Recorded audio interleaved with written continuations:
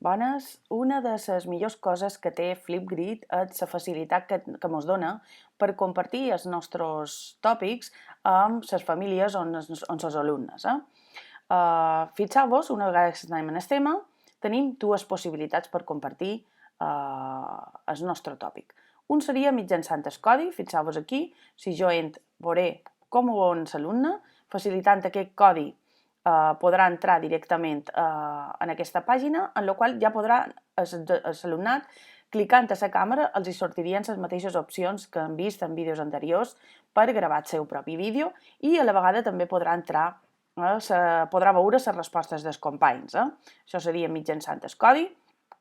Si entram aquí, penseu que si entram a flipgrid.com, mireu,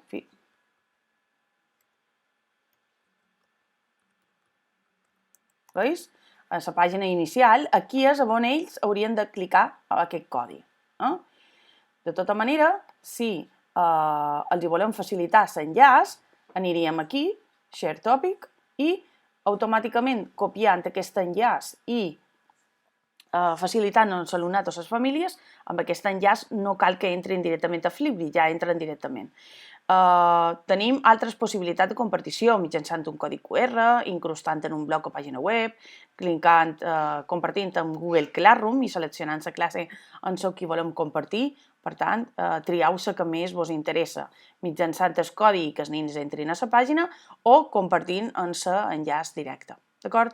Vosaltres, a la tasca, per entregar la tasca en el Classroom de la formació, m'haureu de facilitar aquesta adreça. Gràcies.